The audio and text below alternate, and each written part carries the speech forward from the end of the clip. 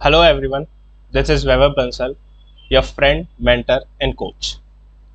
Today our topic is DTAA and its need. अब DTAA समझने से पहले कि DTAA होता क्या है, उसको समझने से पहले हम थोड़ा बेसिक में चलते हैं और ये समझते हैं कि कितने तरीके के टैक्सेशंस होते हैं, गवर्नमेंट किस किस बेसिस पर टैक्सेशन लगाती है।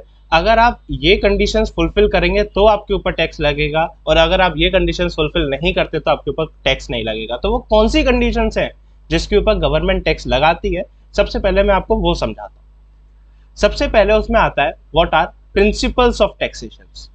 टैक्सेशंस के प्रिंसिपल्स क्या हैं? तो let us start with principles of taxations.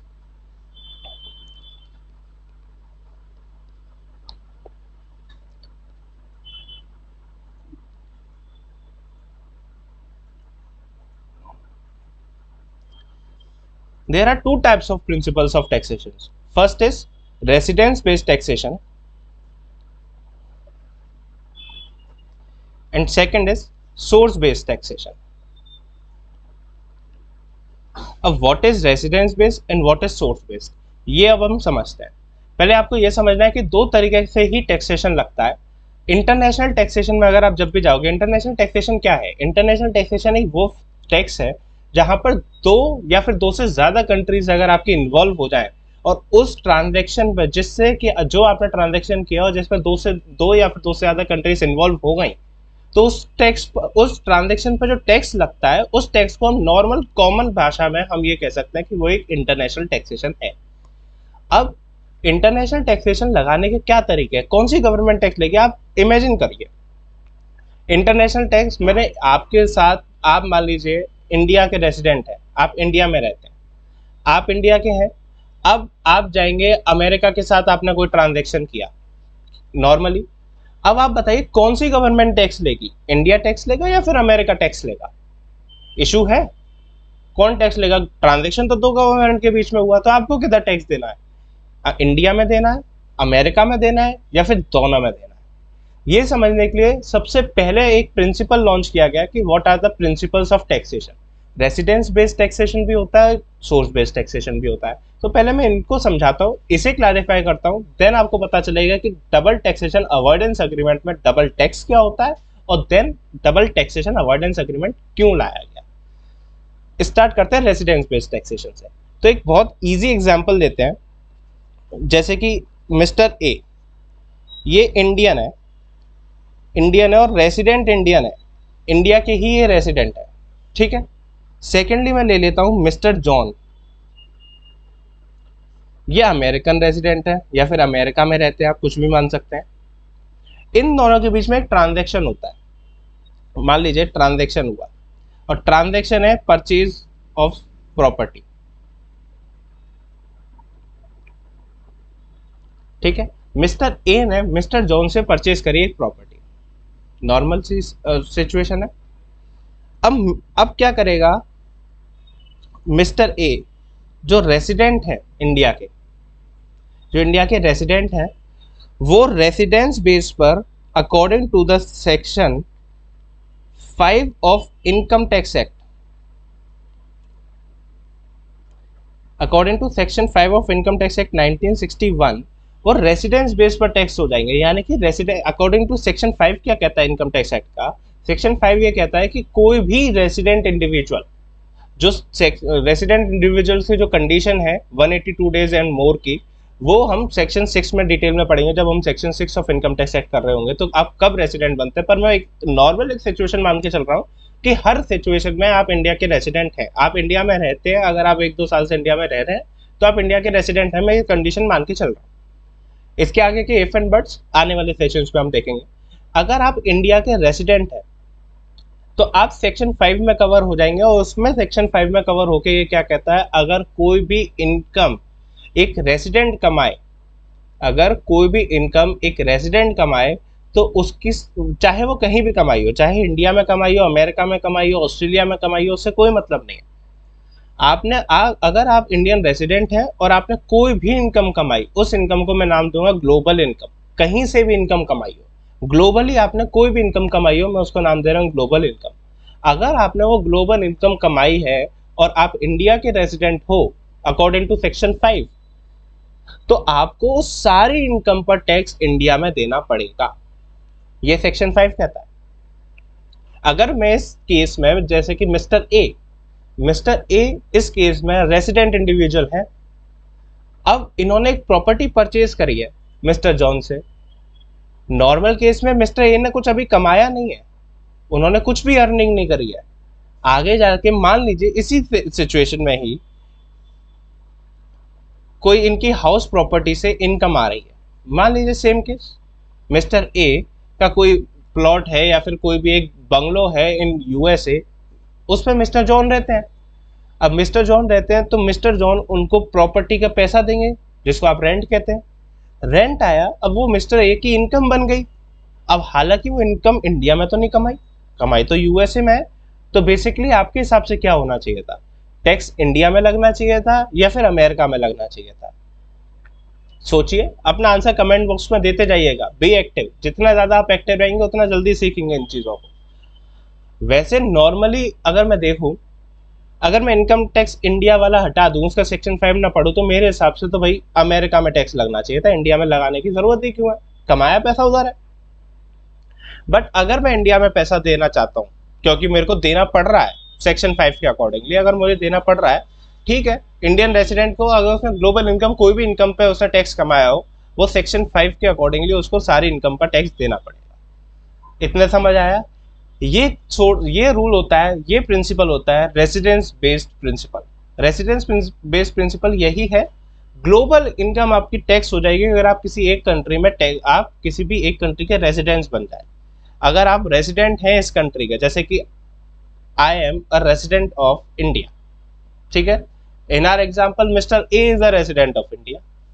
हमारे कोई भी इनकम हो, हमने कहीं से भी कमाई हो, मेरी सारी की सारी income as per the residence based source based taxation नहीं होगा। यहाँ पर रेसिडेंस बेस्ड टैक्सेशन लगाना, और रेसिडेंस बेस्ड टैक्सेशन के अकॉर्डिंगली आप यहाँ पर टैक्स करेंगे उसे। इतनी बात समझ आई? नेक्स्ट सिचुएशन, यूएसए में मिस्टर जॉन बैठे हैं, उन्होंने, अगर मैंने परचेज करी, मिस्टर ए मेरा फर्स्ट एग्जांपल, जिसमें मिस्टर ए ने प्रॉपर्टी परचेज करी, ठीक है। अब परचेज प्रॉपर्टी कर रहा है मिस्टर ए, तो मिस्टर जॉन ने प्रॉपर्टी सेल करी। मिस्टर जॉन ने जब प्रॉपर्टी सेल करी तो उसको इनकम हुई उस प्रॉपर्टी से, सेल से, सेल कंसिडरेशन उसे मिले, ठीक है। अब अमेरिका क्या इसको टैक्स नहीं करेगा? पैसा अमेरिका में आया, जहां पर पैसा अक्रू और अराइज हुआ, जहां पर पैसे का जन्म हुआ एक तरीके से, वो पैसा वहां पर टैक्स होता है। ये कहता है सोर्स बेस्ड टैक्सेशन। अब आप मेरी बात ध्यान से सुनिए, इंडिया कह रहा है कि ये रेसिडेंट है, मिस्टर ये रेसिडेंट है, तो आप मेरे को टैक्स दे दो सेक्शन 5 के अकॉर्डिंगली और resident source based resident taxation के अकॉर्डिंगली। इधर अमेरिका कह रहा है कि इनकम यहां पर अक्रू और राइज हुई है, तो सोर्स बेस्ड टैक्सेशन के लिए मुझे पैसा दे दो। एक आदमी दोनों तरफ पैसा कैसे देगा? डबल टैक्सेशन आएगा। एक इनकम पे 2 बार टैक्स हो जाए तो उसको क्या कहेंगे हम? Double taxation. कभी भी एक इनकम पे 2 बार टैक्स हो जाए, या फिर 2 लोगों के पास एक ही इनकम टैक्स हो रही हो, 2 सिचुएशन है। मैं एक इंडिविजुअल हूं, मेरे हाथ में इधर भी इंडिया में भी कुछ टैक्स हुआ, अमेरिका में भी उसी इनकम पर टैक्स हुआ, वो भी मेरे लिए डबल टैक्सेशन है। और मान लीजिए इनकम एक ही है, उससे कुछ मैंने कमाया, उससे कुछ आपने कमाया, तो हम दोनों की इनकम भी अगर टैक्स हो रही है, वही सेम इनकम है, पर हम दोनों को भी टैक्स हो रही है, तो वो भी डबल टैक्सेशन की ही पार्ट कहलाएगा। तो पहले हम इतना पढ़ लेते हैं कि what are the principles of taxation. See, हम DTAA पढ़ रहे हैं, पर DTAA को पढ़ने से पहले हमें प्रिंसिपल्स ऑफ टैक्सेशन पर जाना था, ठीक है। तो हम आए पहले रेसिडेंस बेस्ड टैक्सेशन, देन हम सोर्स बेस्ड टैक्सेशन पर गए। अब पढ़ते हैं प्रिंसिपल्स ऑफ टैक्सेशन क्या है। Principles of taxation are the basis on which a country taxes a person, is the criteria which determines how much and what income is to be taxed in which country। कितनी income और कौन सी income किस country में tax होगी, ये आपका principal of taxation के basis पर ही डिटरमाइन किया जाता है। डिफरेंट कंट्रीज की डिफरेंट डिफरेंट टैक्स पॉलिसीज हो सकती हैं। जैसे कि मान लीजिए इंडिया मानेगा कि रेसिडेंस बेस पर हम टैक्स करेंगे, अमेरिका मानता है कि मैं सोर्स बेस पर टैक्स करूंगा, तो अलग अलग पॉलिसीज हो सकती हैं। ऐसा नहीं है कि हर कंट्री ये करे कि नहीं हम तो रेसिडेंस बेस ही टैक्स करेंगे। सारी कंट्री अगर रेसिडेंस बेस टैक्स करने लग जाएंगे तो जो आदमी अगर कहीं का रेसिडेंट बना ही नहीं according to the domestic taxation laws, उसकी तो कोई भी इनकम का भी टैक्स होगी ही नहीं। अगर सारी कंट्रीज ये मान लें कि हम सिर्फ और सिर्फ रेसिडेंस बेस पर ही टैक्स करेंगे, तो मान लीजिए इंडिया में लॉ है 182 डेज, अमेरिका में सपोज अमेरिका में लॉ है 60 डेज, दूसरी किसी कंट्री में और कम है। हम क्या करेंगे, 181 डेज से इंडिया से निकल गए, 59 डेज में यूएसए रहकर निकल गए, कहीं और उससे कम रहकर निकल गए, तो हम किसी भी कंट्री के प्रैक्टिकली हम रेसिडेंट बने ही नहीं। अगर मैं रेसिडेंट बना नहीं तो मैं टैक्स भी नहीं दे पाऊंगा उस पर। तो इसीलिए दो तरीके के टैक्सेशन लगाए गए, प्रिंसिपल ऑफ टैक्सेशन दो रखे गए। एक तो रेसिडेंस बेस तो है ही, साथ में सोर्स बेस भी। अगर आप कहीं के रेसिडेंस नहीं बन पा रहे, किसी के आप रेसिडेंट नहीं हो पा रहे, तो हम आपकी इनकम को सोर्स बेस पर भी टैक्स कर सकते हैं। ये राइट गवर्नमेंट ने अपने पास रखा। अलग अलग कंट्रीज अलग अलग टैक्सेशन फॉलो करती है।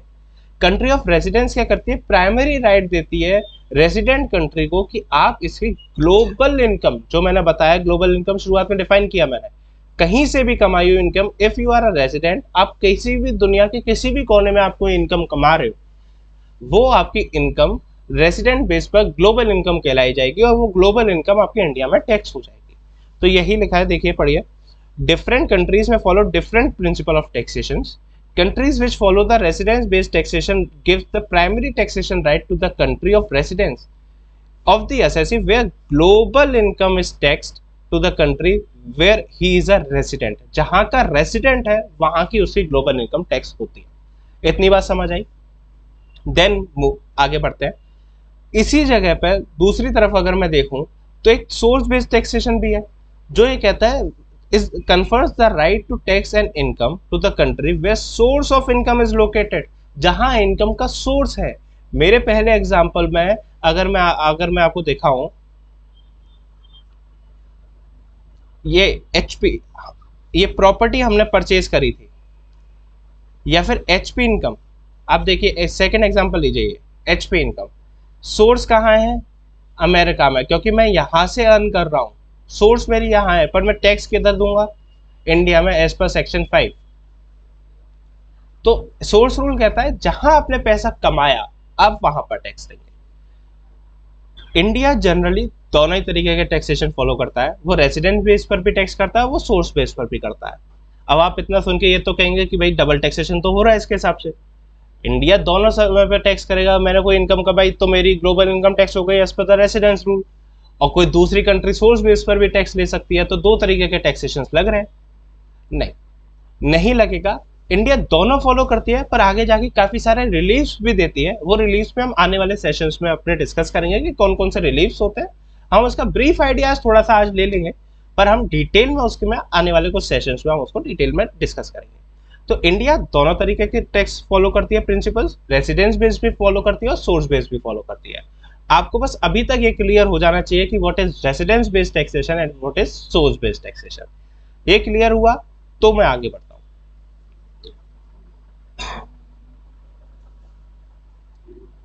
अब according to the income tax act 1961, a person who is a resident is liable to pay taxes. Liable to pay, ये वर्ड बहुत इंपॉर्टेंट है, इसको मार्क करके रखिए। आने वाले सेशंस में इसकी बहुत डिटेल्स में जाएंगे कि what is liable to tax. Liable to tax और सब्जेक्ट टू टैक्स, ये दो अलग अलग वर्ड है, मैं आपको लिखवा देता हूं। Liable to tax versus subject to tax. इन दोनों में बहुत डिफरेंस है। काफी सारे केस लॉस तो इन्हीं दोनों चीजों के ऊपर है कि ये लायबल टू टैक्स है कि नहीं है ट्रांजैक्शन, या फिर ट्रांजैक्शन सब्जेक्ट टू टैक्स है कि नहीं। ये हम डिटेल में आने वाले समय पे समझेंगे, बट आप इसमें ये याद रखिएगा, यहाँ पर वर्ड है liable to pay taxes. Liable to tax any person जिसे भी टैक्स देना है, मैं इसको सिंप्लीफाइड वे में कहूँ तो जिसको भी टैक्स देना है अपनी ग्लोबल इनकम पर, इररिस्पेक्टिव ऑफ द नेचर, कैसी भी इनकम हो, अदर सोर्सेज की इनकम हो, पीजीबीपी की इनकम हो, सैलरी की इनकम हो, हाउस प्रॉपर्टी से आ रही हो, डजेंट मैटर, कैसी भी इनकम हो, सोर्स ऑफ इनकम कोई भी हो, where a person who is a non resident of India.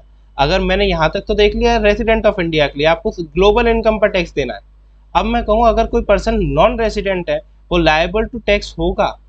Liable to tax किस पर होगा? ओनली जो इनकम सोर्स्ड फ्रॉम इंडिया होगी, जो भी इनकम जहां इंडिया से ली होगी। तो आप देखिए मैंने पहले बताया था इंडिया दोनों तरीके के टैक्स करता है, रेसिडेंस बेस्ड भी टैक्स करता है और सोर्स बेस्ड भी टैक्स करता है। सेक्शन 5 ये जो पैरा है, ये जो पैराग्राफ लिखा हुआ है, ये पूरा सेक्शन 5 है। सेक्शन 5 ऑफ इनकम टैक्स है। तो सेक्शन 5 क्या कहता है? हम दोनों तरीके से इनकम टैक्स कर रहे हैं। पहली रेसिडेंस बेस्ड, अगर कोई इंडिविजुअल रेसिडेंट है इंडिया का तो हम उसकी ग्लोबल इनकम टैक्स कर देंगे। अगर रेसिडेंट नहीं है, नॉन रेसिडेंट है, तो हम उसकी सोर्स बेस्ड इनकम, यानी कि जो भी इनकम उसने इंडिया से कमाई वो सारी इनकम हम उस पर टैक्स कर देंगे। तो दोनों तरीके से इंडिया फॉलो करता है, दोनों तरीके के टैक्सेशन फॉलो करता है। एग्जाम्पल्स एक बार देख लेते हैं। मिस्टर अमित रेसिडेंट है, मैं दोनों एग्जाम्पल दे चुका हूँ, एक बार आप पढ़ लीजिए। Mister Amit is a resident of India whose property is situated in USA, from which he is earning rental income of rupees 2 lakh rupees per month। 2 lakh रुपए पर मंथ उसे रेंटल इनकम मिल रही है। कहाँ से? अमेरिका से। रेसिडेंट कहाँ का है? इंडिया का। तो आप अभी तक हमने जितना सीखा है उसके हिसाब से आपको क्या लगता है? Mister Amit is a resident of India, ये बात उन्होंने पहले ही लिख दी और बड़ी क्लियरली लिख दी। तो क्या ये सेक्शन 5 में रेसिडेंट ऑफ इंडिया बन गया? सेक्शन 5 में बन गया। सेक्शन 6 में रेसिडेंट ऑफ इंडिया बन गया। तो सेक्शन 5 क्या कहेगा? इसकी ग्लोबल इनकम टैक्स कर दो। तो ग्लोबल इनकम ऐसा कहीं से भी कमाई हो वो टैक्स होती है। तो 2 लाख रुपीस पर मंथ यानी कि 24 लाख रुपीस इसकी इंडिया में टैक्स हो जाएगी। ठीक है। In this case mister Amit is a resident of India, he shall be liable to pay tax in India on his global income according to the resident based taxation, right? Therefore the income from the house property, जो house property जो इनकी USA में situated थी, जिससे 2 लाख रुपए का rent आ रहा है, shall be charged to tax in India irrespective of the fact that the income is generated and sourced out of India। वो इंडिया में टैक्स होगी irrespective of the fact कि आपने उसे कहाँ कमाया है, इंडिया में कमाया है, अमेरिका में कमाया है, उससे मतलब नहीं है। वो टैक्स इंडिया में हो जाएगी as per section 5 in the residence based principle of taxation. और इसी जगह पे अदर हैंड पर मैं देखूं तो mister Amit liable to pay tax भी होंगे यूएसए में on 2 lakh rupees. Same 2 lakh rupees per mister Amit liable भी होंगे टैक्स पे करने के लिए। क्यों? क्योंकि रेंट कहाँ से आया है? रेंट आया अमेरिका से, और अमेरिका ने मान लीजिए दोनों तरीके के फॉलो कर रहा है अगर अमेरिका भी, तो वो सोर्स बेस पर भी आपसे टैक्स ले सकता है। तो जो मिस्टर अमित है उन्हें 2 लाख रुपीज पर मंथ पर सोर्स बेस्ड टैक्सेशन पर उस प्रॉपर्टी पर उसे टैक्स देना पड़ेगा जो इनकम उन्हें जनरेट हुई कहां से? यूएसए से। क्लियर? फॉर द सिंप्लिसिटी एक और एग्जांपल लेते हैं। मिस्टर गौरव सेम रेसिडेंट है इंडिया के, उनकी कुछ सिक्योरिटीज हैं यूएसए में, उससे उन्होंने 50,000 रुपीज एज अ डिविडेंड कमाया है। डिविडेंड मिला है। यूएसए में एक कंपनी है, सपोज जैसे कि मिस्टर गौरव इंडिया में है, ठीक है। अब मेरी एक कोई कंपनी है यूएसए में, मैंने इसके मिस्टर गौरव ने इसके सिक्योरिटीज परचेज की हुई है। उन सिक्योरिटीज के बदले कंपनी मिस्टर गौरव को डिविडेंड पे करती है। Dividend is a part of profit which company earns, जो डिस्ट्रीब्यूट करती है अपने शेयर होल्डर्स को। तो मिस्टर गौरव ने जो इंडिया के रेसिडेंट हैं उन्होंने 50,000 rupees per month, 50,000 rupees in all उन्होंने डिविडेंड रिसीव किया यूएसए से। अब मिस्टर गौरव रेसिडेंट है इंडिया के, तो उनको पूरा रेसिडेंस बेस्ड टैक्सेशन होगा उनका सेक्शन 5 के अकॉर्डिंगली। और सेम बेस पर कंपनी कहाँ की थी? यूएसए की। कंपनी ने पैसा कहाँ अर्न किया? यूएसए में। वो पैसा इंडिया में ट्रांसफर कर रहे हैं, तो कमाया किधर? कमाया यूएसए में ना। तो यूएसए की कंपनी पर भी टैक्स लगा। तो एक ही इनकम पर टैक्स लग गया दो बार, डबल टैक्सेशन हुआ। तो इंडिया ने रेजिडेंस बेस पर टैक्स ले लिया और यूएसए किस बेस पर टैक्स लेगा, सोर्स बेस्ड टैक्सेशन पर। तो देखते हैं, in this case Mr. Gaurav is a resident of India. He shall be liable to pay tax in India on his global income according to the residence-based taxation. Therefore, the income from dividend shall be charged to tax in India irrespective of the fact. अब देखिए, in India irrespective of the fact, चाहे कोई भी situation हो, that the dividend is generated and sourced out of India. हमें नहीं पता, कहीं से भी आपने कमाया हो, आप इंडिया के रेसिडेंट हो तो आप पे कर दीजिए। गवर्नमेंट का सिंपल रूल है, अगर आप रेसिडेंट इंडिया के हैं तो आप हमें पे कर दीजिए। On the other end, mister Gaurav is also liable to pay tax in USA on 50,000 according to the source based taxation as dividend was actually earned in USA and the income is generated from USA. अब आपने जब ये समझ लिया कि what are the different types of principles of taxation, अब आप खुद बता सकते हैं कि there is a double taxation. एक ही इनकम पर दो बार टैक्स हो रहा है या फिर एक ही आदमी पर दो बार टैक्स हो रहा है। दोनों तरीके की इनकम डबल टैक्सेशन में कहलाई जाती है। अब हम समझते हैं कि डबल टैक्सेशन एक्चुअली है क्या। आप देखिए डबल टैक्सेशन क्या है। सिंपल वर्ड्स में, double taxation is the situation where the same income is taxed twice. Simple words में कहूं तो डबल टैक्सेशन क्या है, अगर कोई भी मेरी सेम इनकम, अगर मेरी इनकम दो देशों में टैक्स हो रही है तो मैं डबल टैक्सेशन उसको कहूंगा। ये इसका एग्जांपल डबल टैक्सेशन का मैं पहले ही आपको दे चुका हूँ, एग्जांपल 1 एंड एग्जांपल 2 के उस पर, mister Amit and mister Gaurav. The India was earned in the income was earned in USA but was taxed in India and USA both based on the different principle of taxation. As I already told you कि दो अलग अलग countries अलग अलग principal of taxation use कर सकती है। India residence भी कर सकती है, सोर्स भी कर सकती है, हालांकि इंडिया दोनों करती है। कुछ कंट्रीज हैं जो सिंगल एक ही रूल फॉलो करती हैं, आइदर सोर्स और आइदर रेसिडेंस, तो वो भी हम आगे देखेंगे। Now what are the types of double taxation. Double taxation कितने टाइप्स के होते हैं, अभी हमने पढ़ लिया डबल टैक्सेशन होते हैं, पर डबल टैक्सेशन कितने टाइप्स के होते हैं। तो there are two types of double taxation. First is economical double taxation and second is juridical double taxation. Economical double taxation क्या होता है, सेम इनकम, समझिए सेम इनकम अगर सेम पीरियड में ही दो लोगों के ऊपर टैक्स हो जाए, सेम इनकम एक ही तरीके की इनकम है, एक ही इनकम है, पर दो लोगों पर टैक्स हो जाए। फॉर एग्जाम्पल जो मैंने इसमें दिया हुआ है, आप इसको पढ़ भी सकते हैं साथ के साथ। यूएसए में एक कंपनी है, suppose let me draw here, USA में एक कंपनी है, ठीक है, और इंडिया में मिस्टर ए है। अगर इन्होंने कुछ अर्न किया, मान लीजिए प्रॉफिट अर्न किया यहाँ पर, इस प्रॉफिट पर यूएसए ने टैक्स ले लिया because of the source based taxation. Source based भी कह सकते हैं और रेजिडेंस बेस्ड भी कह सकते हैं, क्योंकि कंपनी यूएसए की is a resident of USA और पैसा कमाया भी वहीं पर, तो सोर्स बेस्ड टैक्सेशन भी हो सकता है। तो मेजरली हम यहाँ पर लेकर चलते हैं, मेजर रूल हमारा रेसिडेंस बेस्ड है क्योंकि कंपनी वहाँ की है। मेजर रूल हमने लिया कि रेसिडेंस बेस्ड पर वहाँ पर प्रॉफिट है। अगर यही प्रॉफिट में डिविडेंड के टाइप में अगर मैं मिस्टर ए को डिलीवर कर दूँ, उसका प्रॉफिट का कुछ पार्ट, मान लीजिए इन्होंने प्रॉफिट कमाया $100 का और मैंने यहाँ पर $5 इनको ट्रांसफर कर दिया मिस्टर ए को। मिस्टर ए को इंडिया में पैसा रिसीव हुआ, mister A is a resident of India, उनको तो हर इनकम पर टैक्स देना पड़ेगा अकॉर्डिंग टू सेक्शन 5। तो अब आप देखिए पैसा वही था, 100 रुपये ही थे, 100 रुपये पर यूएसए में भी टैक्स दिया कंपनी ने, और उसी 100 रुपये में से जो 5 रुपये थे उस पर इंडिया में भी टैक्स आ गया। तो ऑलरेडी आप ये समझिए 5 रुपये पर दो बार टैक्स लग गया, यूएसए पर भी टैक्स लग गया और इंडिया पर भी टैक्स लग गया। अगर दो लोगों के हाथ में टैक्स लग जाए, एक ही इनकम पर दो लोगों के हाथ में टैक्स हो रहा हो, तो उसको हम कहते हैं economical double taxation. Now let us move forward on the next type of double taxation, that is juridical double taxation. Juridical double taxation भी बिल्कुल सेम है, बस जहां पर दो लोग थे वहां पर अब एक आदमी होगा। कैसे, समझिए, इसके एग्जाम्पल पहले भी दे चुके हैं हम, example 1 and example 2 same examples, mister Amit and mister Gaurav वाले। इस सिचुएशन में जहां पर सेम इनकम टैक्स हो रही है दो स्टेट्स में, हम कह रहे हैं दो स्टेट्स, ये याद रखिएगा, दो स्टेट्स में in the same period in the hands of same tax payer. Economical में देखिए डबल टैक्स पेयर्स थे, सॉरी डिफरेंट टैक्स पेयर्स थे, यहाँ दो थे, एक यूएसए की कॉर्पोरेशन थी और मिस्टर ए थे। यहाँ पर क्या है, जो हमने एग्जाम्पल 1 और एग्जाम्पल 2 कहते हैं, मिस्टर अमित के हाथ में ही टैक्स लग रहा था पूरा, क्योंकि सोर्स बेस्ड उन्होंने कमाया भी सोर्स बेस पर था यूएसए में, क्योंकि प्रॉपर्टी भी उनकी थी, वहां पर कोई और था नहीं, तो सोर्स बेस पर उन्हें इधर भी टैक्स देना पड़ा और रेसिडेंस बेस पर उन्हें इधर भी टैक्स देना पड़ा। तो यहाँ पर क्या है, सेम टैक्स पेयर। तो मिस्टर अमित एंड मिस्टर गौरव दोनों किस टाइप के डबल टैक्सेशन में कवर होंगे, ज्यूरिडिकल डबल टैक्सेशन में। I hope this is clear. अब ये चीजें थी, डबल टैक्सेशन लग रहा था, प्रिंसिपल्स ऑफ डबल टैक्सेशन भी थे।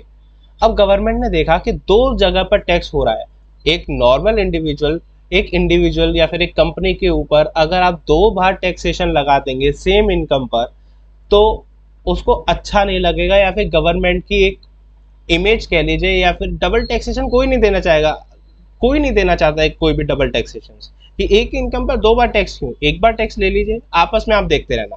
इंडिविजुअल का कहना था, मान लीजिए मिस्टर ए ही थे, मिस्टर ए का टैक्सेशन यूएसए में भी लग रहा था और इंडिया में भी लग रहा था, मिस्टर ए बड़े परेशान। मिस्टर ए ने कहा गवर्नमेंट को, दोनों गवर्नमेंट को उन्होंने लिखा, कि गवर्नमेंट ऑफ इंडिया को भी लिखा, गवर्नमेंट ऑफ यूएसए को भी लिखा, कि भाई आपस में सॉल्व कर लो इशू, मैं एक इनकम पर दो बार टैक्स क्यों दूं, आप भी टैक्स मांगोगे, वो भी टैक्स मांग रहा है, मेरे लिए तो प्रॉब्लम है ना कि मैं एक इनकम का दो बार टैक्स क्यों दूं। जब ये लेटर्स दोनों गवर्नमेंट को पहुंचे तो दोनों गवर्नमेंट सोचने लगे कि हाँ बात तो सही है, एक ही इनकम पर एक आदमी दो बार टैक्स क्यों दे। तब उन्होंने अलग अलग कंट्रीज एक साथ आई एंड एक double taxation avoidance agreement, DTAA, यानी कि डबल टैक्स को रोकने का एक अग्रीमेंट अलग अलग कंट्रीज ने साइन किया, कि जिससे कि हम इसमें ये सारी चीजें लिखेंगे, इसमें हम ये सारी बातें बताएंगे कि जिससे कि जहां जहां पर भी डबल टैक्स हो रहा था, either due to the principles of double taxation या फिर कोई और रीजन, किसी भी रीजन की वजह से अगर कोई डबल टैक्सेशन हो रहा था, तो गवर्नमेंट ने पूरा ट्राई किया कि वो डबल टैक्सेशन ना हो। 99.99% डबल टैक्सेशन खत्म हो चुके हैं ड्यू टू द DTAA। 0.1% है, अभी भी आज भी है डबल टैक्सेशन, कहीं कहीं होते हैं, क्योंकि वो गवर्नमेंट को वहां पर टैक्स ज्यादा लगाना है, दैट्स द मेन थिंग, उधर लगाना है, तो वो डबल टैक्सेशन वहां से नहीं हटा। पर ज्यादातर हर जगह से गवर्नमेंट ने ट्राई करके डबल टैक्सेशन अवॉइडेंस अग्रीमेंट में एंटर करके टैक्स से जितनी भी हमारी वो थी डबल टैक्सेशन होते थे उसको वैनिश कर दिया। तो डबल टैक्सेशन अवॉइडेंस अग्रीमेंट आपको समझ आया हो, आई होप। तो इसमें क्या है, पहले फॉर क्विक समरी, हमने प्रिंसिपल्स ऑफ टैक्सेशन पढ़े, दो तरीके के प्रिंसिपल्स ऑफ टैक्सेशन थे, residence based taxation and source based taxation. Residence based taxation पर एक कंट्री रेसिडेंस बेस पर टैक्स करती थी, उसकी ग्लोबल इनकम टैक्स हो जाती थी। और सोर्स बेस्ड टैक्सेशन में क्या होता था, कोई भी इनकम जो अक्रू और अराइज हुई हो जिस स्टेट में, वहां पर टैक्स होता था। सेकेंड हमने पढ़ा कि what are the different types of double taxation. Different types of double taxation भी दो टाइप्स के डबल टैक्सेशन थे, सबसे पहले juridical double taxation and second है economical double taxation. Economical double taxation में क्या होता था, सेम तरीके की इनकम अगर दो इंडिविजुअल के हाथ में टैक्स हो रही हो ऑन द सेम पीरियड, तो वो इकोनॉमिकल डबल टैक्सेशन था। और ज्यूरिडिकल डबल टैक्सेशन क्या था, अगर सेम तरीके की इनकम अगर सेम पीरियड में एक ही इनकम अगर सेम पीरियड में एक ही इंडिविजुअल के हाथ में टैक्स हो रही है, तो वो ज्यूरिडिकल डबल टैक्सेशन में आता था। और इन सारे डबल टैक्सेशन को वैनिश करने के लिए, इन सारे डबल टैक्सेशन को रोकने के लिए जो दो गवर्नमेंट एक अग्रीमेंट में आती है, उसको कहते हैं, उसका नाम देते हैं हम डबल टैक्सेशन अवॉइडेंस अग्रीमेंट। इतनी बात समझ आई। अब हम आगे बढ़ते हैं। ये आप लोगों के लिए एग्जांपल है कि डबल टैक्सेशन क्या है, ज्यूरिडिकल और इकोनॉमिकल। एक्चुअली अब हम देखते हैं कि DTAA जो है, डबल टैक्सेशन अवॉइडेंस अग्रीमेंट जो है, वो एक्चुअली किस पर डील करते हैं। क्या वो ज्यूरिडिकल डबल टैक्सेशन के लिए डील करते हैं या फिर इकोनॉमिकल डबल टैक्सेशन के लिए डील करते हैं। आप एक इमेजिन कीजिए, मैं आपको एक सिचुएशन देता हूं, आप उस सिचुएशन को एनालाइज कीजिए एंड बताइए। मान लीजिए हम इकोनॉमिकल डबल टैक्सेशन की बात कर लेते हैं पहले।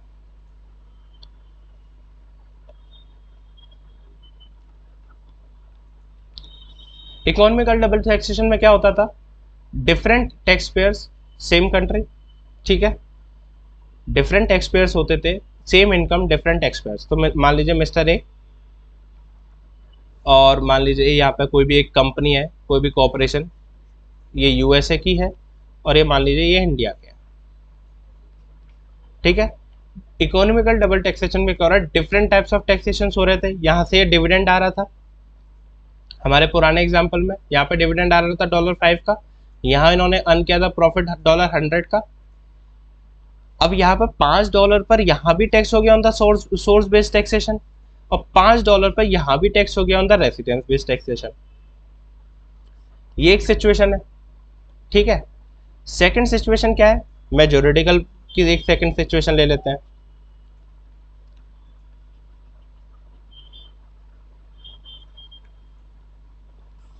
मिस्टर ए सेम, मान लीजिए यहाँ पर मिस्टर जॉन थे हमारे, यहाँ प्रॉपर्टी सिचुएटेड है मिस्टर ए की, यहाँ से वो हाउस प्रॉपर्टी का रेंटल इनकम अर्न करते हैं और वो रेंटल इनकम मिस्टर ए को इंडिया में मिलता है, इंडिया में।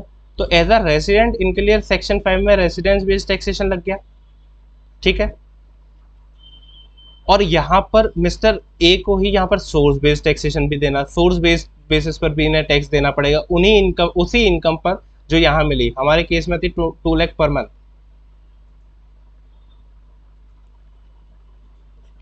2 लाख पर मंथ, यानी कि 24 लाख पर इंडिया में भी उन्होंने टैक्स दिया और यूएसए में भी उन्होंने टैक्स दिया। तो ये क्या है, डबल टैक्सेशन। अब आप बताइए इन दोनों सिचुएशन को एनालाइज करके कौन से डबल टैक्सेशन को रोका जा सकता है। क्या मतलब जहां पर 2 कंट्रीज इन्वॉल्व हो वहीं पर तो DTAAs एंटर होते हैं। अगर मैं एक ही कंट्री में 2 जगह पर, एक ही कंट्री में 2 बार टैक्स लग रहा है, वहां पर क्या डबल टैक्सेशन, कोई दूसरी कंट्री तो इन्वॉल्व है ही नहीं, तो वो किस में एग्रीमेंट में एंटर करेगी, वो अलग मैटर हो गया। अब यहाँ पर आप बताइए 2 कंट्री कहाँ इन्वॉल्व है जहां पर दो बार टैक्स लग रहा है, ज्यूरिडिकल में इन्वॉल्व है या फिर इकोनॉमिकल में इन्वॉल्व है। ज्यूरिडिकल में इन्वॉल्व है। ज्यूरिडिकल में देखिए दो जगह पर टैक्स हो रहा है। आप देखेंगे एक ही इनकम थी, इंडिया में भी टैक्स हो गई, और एक ही इनकम थी अमेरिका में भी टैक्स हो गई। सेम एग्जांपल, यहाँ पर अलग अलग इनकम अलग अलग कंट्रीज में टैक्सेबल हो रही हैं, अलग अलग कंट्रीज, एक कंपनी भी है, एक इंडिया भी है। इकोनॉमिकल डबल टैक्सेशन में सेम इनकम आ रही है, सेम टैक्स पेयर के हाथ में, अगर वो टैक्स सॉरी, अगर मैं इसमें देखूं, इस एग्जांपल में इसको एक और एग्जांपल देते हैं।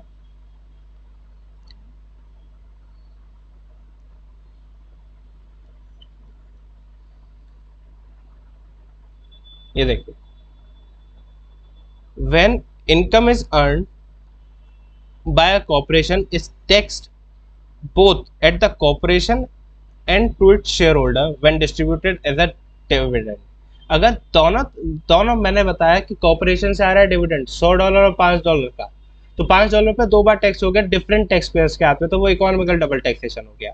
और सेम ज्यूरिडिकल डबल टैक्सेशन क्या कहता है, सेम एम्प्लॉय सेम इंडिविजुअल के हाथ में अगर 2 बार इनकम टैक्स हो रही हो, तो हमारा DTAA क्या है, वो डील करता है double taxation of due to juridical taxation. Juridical double taxation के लिए हमारा DTAA एंटर किया जाता है। रीजनिंग देखिए, DTAA generally deals with the juridical double taxation, does not deal with the economical double taxation. Reason? Because the juridical double taxation will involve 2 nations where tax need to be settled. Whereas in case of economical double taxation, there is only one country is involved. The one country क्यों? Because India में ही tax है। Therefore, the concept of DTAA cannot be applied. Hence, the economical double taxation is not dealt with DTAA in general. In general नहीं deal करती है, अलग cases में कर भी सकती है। वो सिचुएशंस अलग हैं जहाँ पर अग्रीमेंट हो, वो अलग सिचुएशंस होते हैं। बट हमारे मोस्टली आप जितने भी DTAAs देखेंगे, वो सारे DTAAs एक ही बेस पर टैक्स करते हैं, वो है मतलब ज्यूरिडिकल। इकोनॉमिकल पे वो आपके इतना फोकस नहीं करेंगे। नेक्स्ट टॉपिक, अगर ये आपको इजीली समझना है तो एक बार ये देख लीजिए। टैक्स रेसिडेंट है मिस्टर किसी भी कंट्री के, मिस्टर ए मान लीजिए कंट्री ए के रेसिडेंट है, कंट्री ए से भी इनकम अर्न कर रहे हैं, बी से भी कर रहे हैं एंड सी से भी कर रहे हैं। तो ईच कंट्री अपना different principal of taxation follow कर रही है, उसके चक्कर में डबल टैक्सेशन अब आ रहा है। डबल टैक्सेशन 2 टाइप के होते हैं, juridical and economical. Juridical same tax payer, economical different tax payer. तो इसको खत्म करने के लिए DTAA में एंटर किया जाता है। It is a summary. Now relief कुछ है क्या, रिलीफ मिलता है। DTAA में एंटर किया, अब मान लीजिए नॉर्मली हमने 2 जगह पर टैक्स पे किया तो कोई ना कोई रिलीफ तो होना चाहिए, हम टैक्स क्यों पे करेंगे। तो टैक्स पे करने के लिए दो तरीके के रिलीफ दिए जाते हैं, एक होता है बायलैटरल रिलीफ और एक होता है यूनिलैटरल रिलीफ। बायलैटरल रिलीफ और यूनिलैटरल रिलीफ, इंडिया दोनों तरीके के रिलीफ देती है। इंडिया बायलैटरल रिलीफ भी देगी और यूनिलैटरल रिलीफ भी देगी। अब what is bilateral relief? Bilateral relief क्या होता है, जहां पर डीटीडब्ल्यू एंटर किया हुआ है, जैसे कि अमेरिका और यूएसए के बीच, अमेरिका और इंडिया के बीच में एक double taxation avoidance agreement entered है, ठीक है। अब वो जब एंटर है उसके अंदर लिखा गया कि हम इस तरीके से रिलीफ देंगे, इस तरीके से हम बेनिफिट देंगे किसी भी एक इंडिविजुअल को या फिर एक किसी भी कंपनी को जिसके ऊपर डबल टैक्सेशन लगता है। हम जब ये बेनिफिट दे रहे हैं और ये बेनिफिट्स की बात डीटीडब्ल्यू में लिखी हुई है तो उसको कहेंगे हम बायलैटरल ट्रीटी। बायलैटरल ट्रीटी के अंदर हम बायलैटरल रिलीफ दे सकते हैं। बायलैटरल यानी कि दोनों तरफ से, जब दोनों तरफ से रिलीफ हो हम उसको कहेंगे बायलैटरल रिलीफ। बट मान लीजिए किसी कंट्री के साथ हमारे डीटीडब्ल्यू एंटर नहीं है और डीटीडब्ल्यू में कोई अगर एंटर ही नहीं है तो उसमें तो कोई रिलीफ की बात ही नहीं लिखी होगी, तो क्या हम दोनों जगह पे हम डबल टैक्सेशन देते रहेंगे? नहीं, वहां पर इंडिया ने एक स्पेशल बेनिफिट दिया और उन्होंने section 91 of income tax act introduce किया। Section 91 of income tax act क्या कहता है, जिस भी दो कंट्रीज के बीच में, अगर इंडिया के साथ किसी और कंट्री के बीच में अगर कोई डबल टैक्सेशन अवॉइडेंस एग्रीमेंट नहीं है और वहां पर भी डबल टैक्सेशन आते हैं, तो वहां पर हम आपको स्पेसिफिक रिलीफ देंगे, हम आपको अलग अलग रिलीफ देंगे सेक्शन 91 के अकॉर्डिंग। अब सेक्शन 91 क्या कहता है, कौन कौन से रिलीफ्स कहता है, इसको हम डिटेल में पढ़ेंगे अपने नेक्स्ट लेक्चर में कि what is unilateral relief. Unilateral relief क्या है, कैसे मिलती है, पूरी उसकी टैक्सेशन जो है और जैसे उसका रिलीफ की कैलकुलेशंस कैसे की जाएंगी, सारी चीजें नेक्स्ट लेक्चर में डिस्कस करेंगे। It is just a basic topic, आज हम बिल्कुल बेसिक हैं, बेसिक से समझेंगे कि डबल टैक्सेशन है क्या, क्या लगता है, कितने टाइप्स के होते हैं, प्रोसीजरल एस्पेक्ट थोड़ा बहुत समझेंगे, देन हम थोड़ा टेक्निकलिटीज में धीरे धीरे जाएंगे। अगर आप देखिए टू समराइज, एक फॉरेन इनकम है, हम उसको अगर मैंने कोई फॉरेन इनकम कमाई है, अगर आपने कोई फॉरेन इनकम कमाई है, तो सबसे पहले हम देखेंगे उसका रेसिडेंस स्टेटस क्या है। अगर ही इज अ रेसिडेंट, अगर आप रेसिडेंट हैं तो हम देखेंगे डीटीडब्ल्यू एग्जिस्ट करता है, हाँ अगर करता है तो सेक्शन 90 के अकॉर्डिंगली टैक्स हो जाएगा, और अगर डीटीडब्ल्यू एग्जिस्ट नहीं करता तो सेक्शन 91 के अकॉर्डिंग टैक्स होगा। अगर मैं नॉन रेसिडेंट हूँ, नॉन रेसिडेंट के लिए according to section 5 of income tax act कहता है, सेक्शन 5 कि इनके लिए सिर्फ और सिर्फ वही इनकम टैक्सेबल है जो इंडिया में सोर्स हुई है, यानी कि जो मैंने बताया था source based taxation. India foreign income यानी कि नॉन रेसिडेंट से सिर्फ और सिर्फ सोर्स बेस्ड टैक्सेशन करता है और रेसिडेंट से रेसिडेंस बेस्ड टैक्सेशन करता है।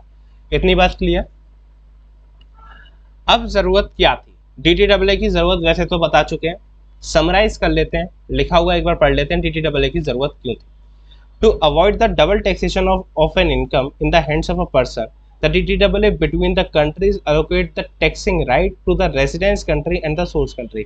DTAA में ये भी लिखा हुआ कि किस कंट्री को कितना % टैक्स मिलेगा और किस कंट्री को ही टैक्स मिलेगा। दो सिचुएशंस हो सकती हैं। मान लीजिए DTAA का एक आर्टिकल ये कहता है कि सारा का सारा पैसा रेसिडेंस बेस्ड कंट्री ही टैक्स करेगी। जो सारी इनकम मैंने कमाई, मान लीजिए जो हमारे एग्जाम्पल में थी, जो मिस्टर अमित ने 2 लाख रुपीज पर मंथ कमाई यूएसए से, अगर सपोज इंडिया और यूएसए की ट्रीटी में ये लिखा हुआ है कि ये रेसिडेंस बेस्ड टैक्सेशन होगा, तो रेसिडेंस बेस्ड अगर टैक्सेशन हो रहा है तो सारे का सारा पैसा किसको मिल गया, इंडिया को मिला। तो ये तो पहला टाइप हो गया। दूसरा तरीका ये भी हो सकता है कि डबल टैक्सेशन अवॉइडेंस एग्रीमेंट में ये लिखा हो कि 5% आप टैक्स कर लीजिए, 10% मैं टैक्स करूंगा। अगर कोई इनकम पर लगना 15% है तो हो सकता है उसका अलोकेशन राइट चेंज हो जाए कि आप थोड़ा टैक्स कर लीजिए, आप थोड़ा टैक्स कर लीजिए, जिससे कि एक इनकम में प्रॉपर टैक्स, दो जगह पर टैक्स नहीं होगा कि आपने 15% यहाँ भी दे दिया, 15% वहां भी दे रहे हो। 15% ही देना है, पर यहाँ आप कुछ दे दो, वहां आप कुछ दे दो। तो अगर ये दो सिचुएशंस बनती हैं तो ये क्या है, टैक्सिंग राइट को अलोकेट करना। कौन सी टैक्सिंग राइट, टैक्सिंग राइट क्या है, किस कंट्री को टैक्स का राइट मिलेगा, कौन सी कंट्री टैक्स करेगी उस इनकम को, either residence based, either source based और बायलैटरल ट्रीटीज के अकॉर्डिंगली जहां पर रेट डिटरमाइन किए गए हो। The articles of DTAA decide which two countries shall levy the taxes on income specified under the articles of DTAA. Where the resident state gets the right to tax, the same income will not be taxed twice. अगर residence state को मिल जाएगा तो source state तो कभी tax करेगी नहीं। और दूसरी जगह अगर किसी कंट्री में सोर्स कंट्री है, जैसे मान लीजिए सोर्स कंट्री है, तो सोर्स कंट्री अगर टैक्स करेगी तो सोर्स बेस पर ही करेगी, पर दूसरी कंट्री रेसिडेंस बेस पर टैक्स कर सकती है। तो रेसिडेंस इस जगह पर डबल टैक्सेशन अराइज हो सकता है, और the same income may be taxable in the residence country as well. In such cases double taxation is avoided by giving the credit of taxes paid. सबसे पहली चीज, क्रेडिट ऑफ टैक्सेस पेड, इन्होंने exempt नहीं किया उस income को। दो तरीके हो सकते थे, या तो इनकम को एग्जम्प्ट कर दिया जाए कि इनकम पर अगर आपने यूएसए में टैक्स दे दिया तो अब आपको इनकम पर टैक्स इंडिया में उधर टैक्स देने की जरूरत ही नहीं, या तो ये एक तरीका हो सकता था। दूसरा तरीका, आपने वहां टैक्स दे दिया ना, ठीक है, आप यहाँ भी टैक्स दो, हम उस टैक्स का क्रेडिट आपको दे देंगे, उस टैक्स का हम आपको रिफंड कर देंगे, एक तरीके से रिफंड कर देंगे जितना टैक्स आपने वहां दिया। सपोज एक एग्जाम्पल लेते हैं, हालांकि इसको हम डिटेल में अगले लेक्चर में समझेंगे, फिर भी मैं एक एग्जाम्पल लेता हूँ कि यूएसए ने कोई इनकम थी उसको 20% पर टैक्स किया। India as a residence based tax rule, उसको भी टैक्स करना था 30% पर। मान लीजिए वो हायर स्लैब रेट में आ रहा था, तो 30% पर उसको रेट को टैक्स करना था, पर यूएसए ने उसको 20% पर टैक्स किया। तो जब इंडिया में मिस्टर ए जो है वो रिटर्न भरेंगे, तब वहाँ क्या होगा, वो टोटल अपनी कैलकुलेशन करेंगे अपनी इनकम पर 30% के अकॉर्डिंगली, देन वहाँ पर वो दिखाएंगे कि मैं 20% पहले ही दे चुका हूँ, तो उन्हें नेट 10% ही टैक्स इंडिया में देना पड़ेगा। तो इसको कहते हैं हम tax credit method, tax credit method. और इसका दूसरा नाम भी होता है जिसको हम इनकम टैक्स जिस नाम से कहता है उसको कहते हैं foreign tax credit, foreign tax credit. Foreign में जो आपने टैक्स दिया उसका हम आपको क्रेडिट दे रहे हैं, जिसको हम शॉर्ट में भी कह देते हैं FTC। इतनी बात क्लियर?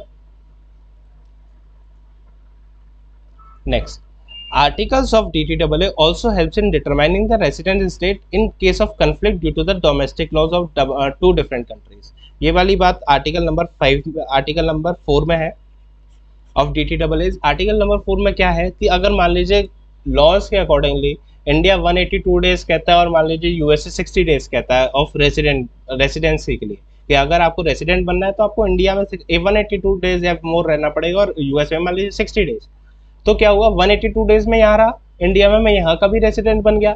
यूएसए में गया, मैं यूएसए में 60 दिन रह लिया तो मैं वहाँ का भी रेसिडेंट बन गया, तो मैं दोनों तरफ का रेसिडेंट बन गया। और अगर मेरी कोई इनकम DTAA के हिसाब से डबल टैक्सेशन अवॉइडेंस एग्रीमेंट के हिसाब से रेसिडेंस बेस पर टैक्स होनी है, तो कौन सी कंट्री टैक्स लेगी, अमेरिका टैक्स लेगी या फिर इंडिया टैक्स लेगी? इस समय तो मैं दोनों कंट्री का रेसिडेंट हूँ, कौन सी कंट्री टैक्स लेगी? ये चीजें भी DTAA केटर करता है, और उन चीजों को एक्सप्लेन करके, उन चीजों के बीच की कंट्रोवर्सी को सॉल्व करते हुए वो अपने आर्टिकल नंबर 4 में सारी डिटेल्स देता है कि कब हम किस इंडिविजुअल को या फिर किस कंपनी को हम मानेंगे कि किस कंट्री का रेसिडेंट है।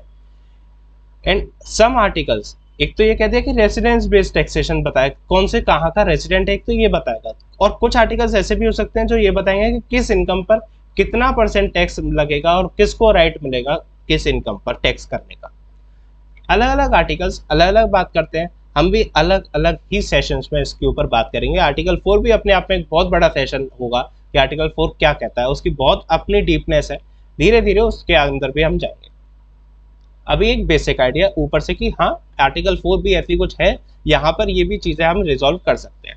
Now DTAA is to provide the relief to a person who gets taxed twice on the same income due to the variations in the domestic tax laws of the country। Same बात जो बता चुके हैं। Now DTAA का scope क्या है, DTAA किस किस चीजों में इस्तेमाल किया जा सकता है और क्या इसकी कितनी लिमिटेशंस हैं और ये कहाँ तक जा सकता है। DTAA का स्कोप क्या है, यानी कि वो उसका काम क्या क्या है, आप ये समझ लीजिए DTAA क्या क्या काम करेगा। तो इस काम जो है, स्कोप जो है, सेक्शन 90 में लिखा हुआ है कि व्हाट इज सेक्शन 90 क्या है, कहाँ का, इनकम टैक्स एक्ट का। इनकम टैक्स एक्ट 1961 का सेक्शन 90 जो है वो पावर देता है सेंट्रल गवर्नमेंट को कि आप किसी भी दूसरी गवर्नमेंट के साथ या फिर स्पेसिफाइड टेरिटरीज के साथ आप क्या कर सकते हो, एग्रीमेंट एंटर कर सकते हो जिसमें आप रिलीफ दे सकते हैं, डबल टैक्सेशन अवॉइडेंस एग्रीमेंट आप बना सकते हैं, इसमें आप रिलीफ देंगे। अब स्पेसिफाइड टेरिटरीज कौन कौन सी है, मान लीजिए गवर्नमेंट तो ठीक है, गवर्नमेंट दूसरी गवर्नमेंट के साथ अग्रीमेंट कर लेगी, बट स्पेसिफाइड टेरिटरीज क्या? तो CBDT ने वाइड नोटिफिकेशन नंबर 22/2010 यानी कि नंबर की नोटिफिकेशन 2010 में उन्होंने डिफाइन किया कि what are the specified territories.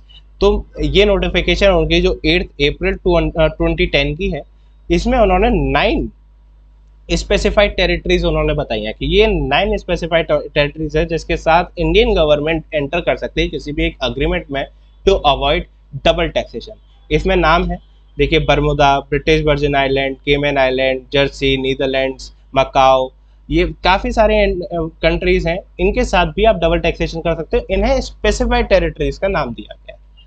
ठीक है, नेक्स्ट हम अपने उस पर मूव करते हैं स्कोप के ऊपर कि अब स्कोप क्या क्या है। स्पेसिफाइड टेरिटरीज हमें समझ आया, now what are the scope. Section 19 ने बताया कि आप सबसे पहले कि सेंट्रल गवर्नमेंट एंटर कर सकती है किसी भी अग्रीमेंट पे विद किसी भी गवर्नमेंट के साथ ऑफ कंट्री या फिर एक स्पेसिफाइड टेरिटरीज के साथ, जिसे हम कलेक्टिवली कह देते हैं फॉरेन कंट्रीज के साथ। अब इसके लिए उन्होंने कहा अगर तो कहीं भी एक इंडिविजुअल 2 बार टैक्स दे रहा है तो सेक्शन 90 उसको डील करेगा कि अगर आप वहां पर हम रिलीफ देंगे, granting the relief in respect of income on which tax has been paid twice. अगर आप इंडिया में भी पे कर रहे हो उस इनकम पर टैक्स और आप फॉरेन में भी कर रहे हो, तो एक इनकम पर अगर 2 बार टैक्स हो गया तो आपको रिलीफ सेक्शन 90 के अकॉर्डिंगली DTAA में मिलेगी। तो DTAA का स्कोप, पहला स्कोप क्या हो गया कि आपको रिलीफ देना on the basis of doubly tax income. अगर एक ही इनकम पर 2 बार टैक्स लग रहा है तो उसको ऊपर रिलीफ ये देगी। सेकंड, हम रिलीफ कभी कभार बहुत सारे और भी दे देते हैं to promote mutual economical relations, trade and investment. आपने नाम सुना होगा फ्री ट्रेड अग्रीमेंट्स का।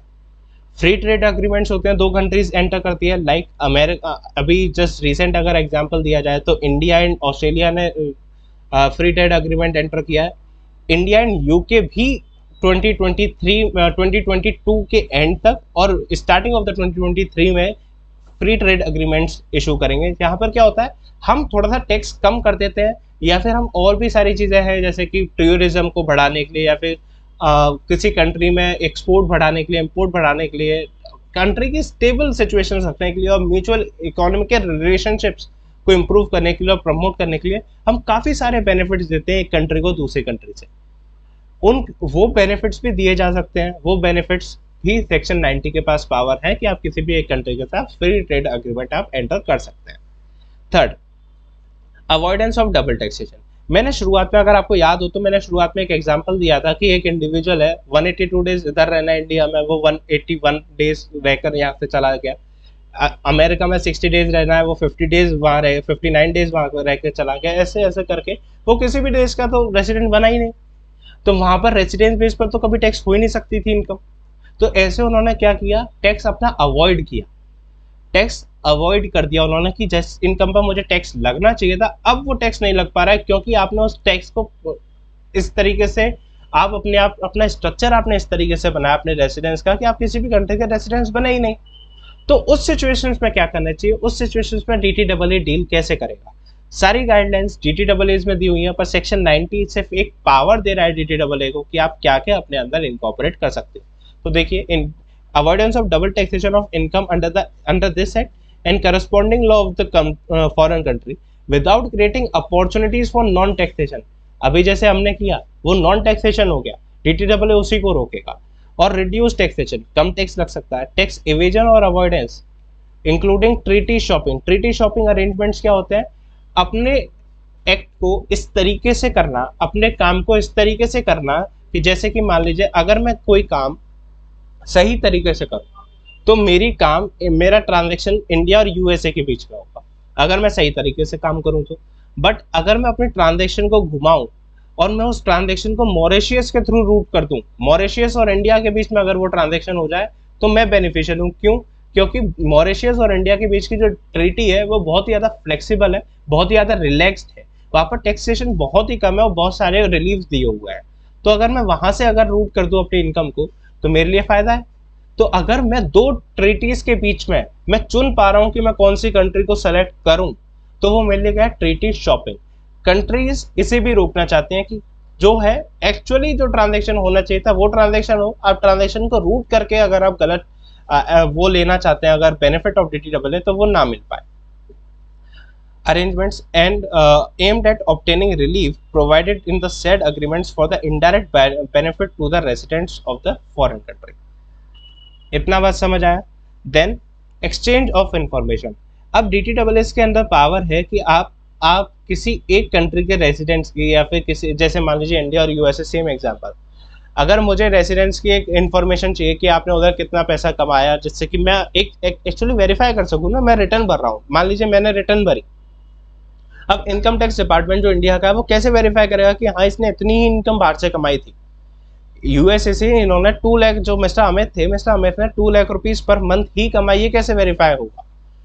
इसलिए DTSS ये कहता है कि आप एक्सचेंज ऑफ इंफॉर्मेशन कर सकते हैं, आप जो इन्फॉर्मेशन है वो दूसरी कंट्रीज आपको दे सकते हैं और आप दूसरी कंट्रीज को दे सकते हैं, जिससे कि कोई डबल टैक्सेशन ना हो, जिससे कि कोई ट्रीटी शॉपिंग ना हो, टैक्स इवेजन ना हो, टैक्स अवॉइडेंस ना हो, एक क्लीन और स्मूथ बेसिस पर जो टैक्सेशन हो, उसके लिए वो एक्सचेंज ऑफ इंफॉर्मेशन भी अलाउ करता है सेक्शन 90 सेक्शन 90 क्या कहता है? Exchange of information for preventing evasion और अवॉइडेंस ऑफ इनकम टैक्स और under income tax under the corresponding law of the foreign country, या तो इंडियन इनकम टैक्स या फिर द इनकम टैक्स जो फॉरेन कंट्री का है, and investigate the case such as evasion और avoidance.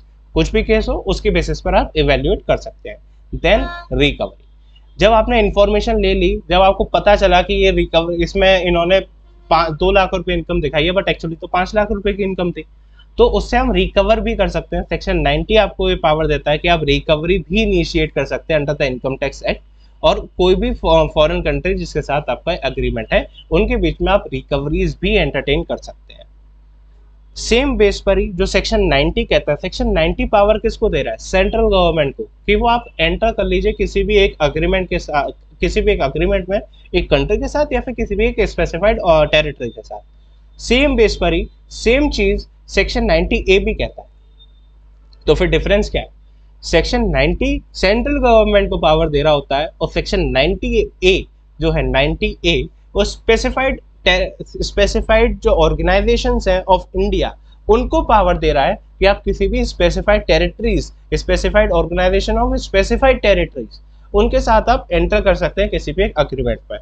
Let's see, section 90A empowers any specified association in India may enter into an agreement with any specified association outside India for adopting and implementing the agreement। इनका पर main reason क्या हुआ? ये लोग relief देंगे क्या? Relief देने के लिए तो पावर सेक्शन 90 में देती। सेक्शन 90 में क्या कहते हैं? आप अग्रीमेंट कर लीजिए जिससे कि स्मूथली वो जो अग्रीमेंट सेक्शन 90 में एंटर किया गया है वो स्मूथली अडॉप्ट किया जा सके और इम्प्लीमेंट किया जा सके। उसके बीच में जो भी आपके प्रोसीजरल एस्पेक्ट होंगे, जो भी SOPs होंगी, वो उस एग्रीमेंट में एंटर करके वो बता सकते हैं। And the central government may make such provisions as may be necessary by notification, या फिर सेंट्रल गवर्नमेंट अगर उसे कुछ जरूरी लगता है तो वो कुछ और भी प्रोसीजर्स उसमें बता सकती है। नेक्स्ट, अब मान लीजिए मेरी इनकम है, मैंने इनकम कमाई, 2 जगह से इनकम थी। अब इनकम टैक्स के एक्ट के अकॉर्डिंगली मेरी उस इनकम पर टैक्स लग रहा है 20%। सपोज मेरी इनकम पर टैक्स लग रहा है 20% इनकम टैक्स एक्ट के अकॉर्डिंगली, बट DTSS में जो रेट दिया हुआ है, जैसे मैंने बताया शुरुआत में भी कि DTSS में आर्टिकल्स में उनके रेट्स भी दिए होते हैं अलग अलग इनकम के। तो अगर रेट दिया हुआ है और मान लीजिए रेट दिया हुआ है 10%, DTSS कहता है कि 10% से कोई चीज़ टैक्सेबल होगी और मेरा इनकम टैक्स का एक्ट क्या कहता है कि मैं 20% से टैक्स करूंगा, तो मुझे किस रेट से टैक्स करना चाहिए? टैक्सेशन क्या होगा? टैक्सेशन होगा जो भी बेनिफिशियल टू द असेसी होगा।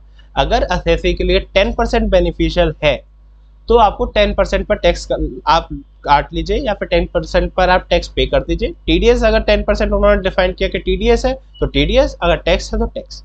अगर उन्होंने 10% डिफाइन किया, 20% आपके लिए बेनिफिशियल नहीं है ड्यू टू सम और अदर रीजंस, अगर आप 10% पर टैक्स देना चाहते हो तो दीजिए, आपके लिए जो बेनिफिशियल हो, आप जिस पर देना चाहें आप उस पर टैक्स दे सकते हैं। आप 20% पर भी दे सकते हैं, आप 10% पर भी दे सकते हैं। बेनिफिशियली आपके ऊपर छोड़ा गया है कि आप किस पर टैक्स देना चाहते हैं। ऑब्वियसली कोई भी असेसी, कोई भी इंडिविजुअल एक लोअर रेट पर ही देना चाहेगा, बेनिफिशियल रेट पर ही देना चाहेगा, तो बेनिफिशियल रेट ही अप्लाई होता है ज़्यादातर। और ये एक रूलिंग है यूनियन ऑफ इंडिया वर्सेस आज़ादी बचाओ आंदोलन की, एक सुप्रीम कोर्ट की रूलिंग है, उसमें भी ये बात को रिपीट किया गया कि कोई भी चीज़, कोई भी टैक्सेशन अगर बेनिफिशियल टू द असेसी है, आप वही उसी रेट से आप टैक्स देंगे, आपको इंडियन इनकम टैक्स एक्ट मानने की जरूरत नहीं है। तो क्या हर केस में इनकम टैक्स एक्ट मानने की जरूरत नहीं है? जो भी केसेस अगर DTAA में डिस्क्राइब किए हुए हैं तो उसमें मैं इनकम टैक्स एक्ट देखूँ ही नहीं अगर वो हायर रेट कहता है तो? जी नहीं, ऐसा जरूरी भी नहीं, क्योंकि अगर आपके ऊपर जनरल एंटी अवॉइडेंस रूल लग जाता है, सेक्शन 92A ये बात कहता है, अगर आपके ऊपर जनरल एंटी अवॉइडेंस रूल लग जाता है, इसके क्या क्यों लगता है, कैसे लगता है, ये क्या होता है, आगे समझेंगे इसे भी। पर अगर आपके ऊपर जनरल एंटी अवॉइडेंस रूल लग जाता है तब हम आपको डबल टैक्सेशन अवॉइडेंस एग्रीमेंट का बेनिफिट नहीं देंगे। उसके ऊपर हम आपके ऊपर नहीं छोड़ेंगे कि आपको कौन सा बेनिफिशियल लगता है आप वो दीजिए, फिर आपको हायर रेट पर ही टैक्स देना पड़ेगा। और आपको इनकम टैक्स अगर हायर रेट देता है तो आपको इनकम टैक्स एक्ट के बेसिस पर ही टैक्स देना पड़ेगा, आप DTAA का बेनिफिट नहीं ले सकते। तो इस बात को पढ़ते हैं हम।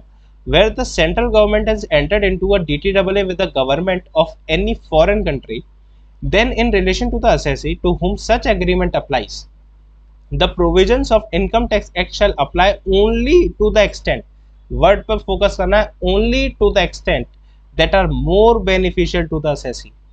In other words, if the provision of DTAA are more beneficial to the assessee, such beneficial provision supersedes the provisions of the Income Tax Act and the vice versa. Then section 92A power देता है central government को कि आप जो अगर आपको लगता है कि किसी इंडिविजुअल के ऊपर या फिर किसी कंपनी के ऊपर general anti avoidance rules applicable करने हैं तो वो सेक्शन जो है DTAA उस जगह पर अप्लाई नहीं करेगा। आपको जो बेनिफिशियल प्रोविजंस जो हमने दिए हुए हैं वो अप्लाई नहीं करेंगे, आपको जो भी टैक्सेशंस हैं वो as per the Indian income tax act देने पड़ेंगे। Override this provision by providing that the provisions of GAAR general anti avoidance rule would apply to assessee covered by the provisions of DTAA even if such provisions are not beneficial। अगर मान लीजिए GAAR में जो है GAAR अगर उसमें 30% rate दिया हुआ है और उसमें DTAA में 20% दिया हुआ है तो हम DTAA नहीं अप्लाई करेंगे, हम GAAR को अप्लाई कर देंगे, आपको उसी के बेस पर टैक्स देना पड़ेगा। इधर बेनिफिशियल नहीं होगा, इस पर जो ज़्यादा है उस पर टैक्स देना पड़ेगा आपको। कुछ इंपॉर्टेंट जजमेंट्स DTAA से रिलेटेड ही और उसकी नीड्स से रिलेटेड ही कुछ इंपॉर्टेंट जजमेंट्स लिखी हैं, मैं आपको उसका क्रक्स बताता हूँ। उन्होंने क्या है, in case of conflict between, first case law में आप देखेंगे, in case of a conflict between Indian income tax act and the provisions of DTAA, the provisions of DTAA would prevail over the provisions of Income Tax Act। अभी तक तो मैंने देखा कि rates की बात, अगर मैं एक सिचुएशन देता हूँ कि इनकम टैक्स एक्ट किसी एक चीज़ को प्रोविजन बताता है कि काम इस तरीके से होना चाहिए, एक प्रोसीजर बता दिया, DTAA भी उसी चीज़ का एक प्रोसीजर बता रहा है पर वो डिफरेंट प्रोसीजर है, तो कौन सा प्रोसीजर मुझे अप्लाई करना है, किसकी बात मुझे माननी है? तो इसमें रूलिंग है, उसमें ये कहा गया कि आपको DTAA मानना है, इनकम टैक्स एक्ट इस जगह पर आप नहीं भी मानेंगे तो चलेगा, नहीं मानना आपको DTAA ही मानना है। उसमें जो एग्रीमेंट में लिख दिया कि इसको इस तरीके से करना है वही होगा इंडियन इनकम टैक्स एक्ट, फिर उससे पीछे हटेगा कि नहीं, सुपरसीड कौन करेगा? DTAA, कि DTAA में ये लिखा है तो यही होगा। Second, provisions of DTAA cannot be amended by making amendment by domestic law। अगर डोमेस्टिक लॉ में मैंने कोई चेंज कर दिया, यानी कि इनकम टैक्स एक्ट में मैंने कुछ चेंज कर दिया, तो ये मतलब नहीं है कि मैंने DTAA में भी चेंज कर दिया, उसके लिए आपको अलग उसमें आपको DTAA चेंज करना पड़ेगा। अगर आप चाहते हो कि DTAA में भी चेंज हो जाए तो आपको DTAA को अमेंड करना पड़ेगा। दोनों कंट्रीज के साथ बैठ के बातचीत होंगी, दोनों कंट्रीज आपस में डिस्कस करेंगी और डिस्कशन के बाद अगर दोनों कंट्रीज समझती हैं कि हाँ ये लाना चाहिए, तभी वो चीज़ उसको अमेंड किया जाएगा। अदरवाइज आपको इनकम टैक्स एक्ट के प्रोविजंस लगाने की ज़रूरत नहीं है, आपको इनकम टैक्स एक्ट नहीं लगाएंगे और आप प्रोविजंस ऑफ DTAA ही लगाएंगे और DTAA अमेंड नहीं होगा बिकॉज ऑफ कि आपने डोमेस्टिक लॉ को अमेंड कर दिया। दोनों बात अलग है, DTAA अमेंड करने की बात अलग है, डोमेस्टिक लॉ को अमेंड करने की बात अलग है। डोमेस्टिक लॉ सिर्फ डोमेस्टिक लेवल पर अप्लाई होता है और DTAA दोनों कंट्रीज के बीच में अप्लाई होते हैं। तो अगर कोई भी चीज़ अगर आपको DTAA में चेंज करनी है तो आपको DTAA ही अमेंड करना पड़ेगा, इनकम टैक्स एक्ट अमेंड करके कोई मतलब नहीं। Then provision of DTAA shall prevail even if same are inconsistent with the provisions of the Income Tax Act। Same बात ऊपर बता चुके हैं, अगर DTAA और इनकम टैक्स एक्ट के बीच में लड़ाई है, अगर कॉन्फ्लिक्ट है कि DTAA कुछ और कहता है, इनकम टैक्स एक्ट कुछ और कहता है, तो आपको DTAA की बात माननी है, इनकम टैक्स एक्ट की बात नहीं माननी। Last ruling when ever any expression is not defined under DTAA, मान लीजिए DTAA इंडिया और यूएसए के बीच में, और इंडिया और यूएसए की ट्रीटी में कोई एक वर्ड डिफाइंड नहीं है, तो मैं उस वर्ड का क्या मीनिंग लूंगा? उस वर्ड का मीनिंग देन हम इनकम टैक्स एक्ट से लेंगे। अगर कोई चीज DTAA में अप्लाई नहीं हो रही, जो चीज DTAA में एक्सप्रेसली लिखी नहीं है, तो मैं इनकम टैक्स एक्ट पर आ सकता हूँ। पर मुझे प्रेफरेंस, जो फर्स्ट प्रेफरेंस देनी है, वो मुझे किसको देनी है? DTAA को देनी है।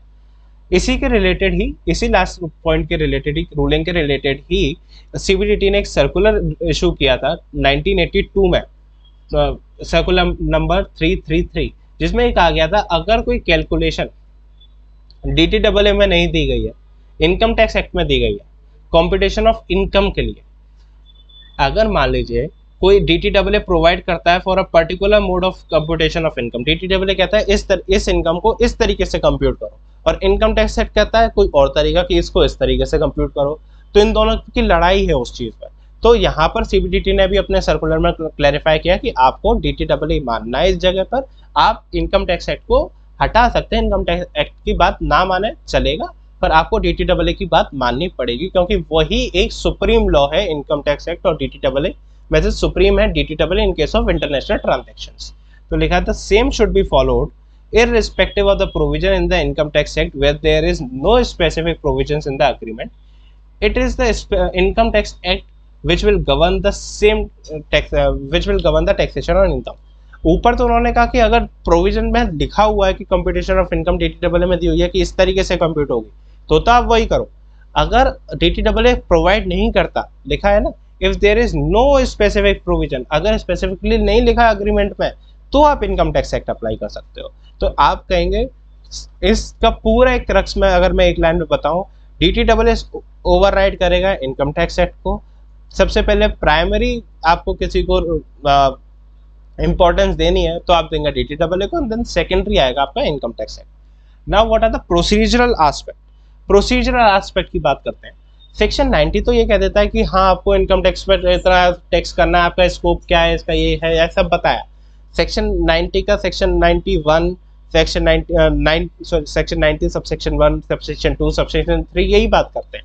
पर सबसेक्शन 2 सबसेक्शन 4 एक और बात करता है, वो कहता है DTAA का बेनिफिट हम आपको क्यों देंगे, कब देंगे, ये बात करता है वो। अगर आपको DTAA का बेनिफिट चाहिए तो सबसेक्शन 4 आपके ऊपर एक लायबिलिटी डालता है कि आपको जैसे इंडिया से अगर आपको बेनिफिट चाहिए DTAA का, तो आपको इंडिया को ये एक टैक्स रेसिडेंसी सर्टिफिकेट, जिसे हम कॉमनली सर्टिफिकेट ऑफ रेसिडेंस या फिर TRC भी कह देते हैं, TRC यानी कि टैक्स रेसिडेंस सर्टिफिकेट, आपको वो फर्निश करना पड़ेगा to the government of India कि आप USA के रेसिडेंट हैं, आप वहाँ पर टैक्स दे चुके हैं, ये सारी बातें आप उसमें फर्निश करेंगे। टैक्स रेसिडेंसी सर्टिफिकेट में ये तो नहीं लिखा होता कि आप वहाँ पर टैक्स दे चुके हैं, वो आपको ये बताएगा कि हाँ USA के ही रेसिडेंट है, तब आपके और USA के, इंडिया और USA के बीच की ट्रीटी अप्लाई की जा सकती है। अगर जब आप ये सारी चीज़ कैसे पता चलेगी? TRC से।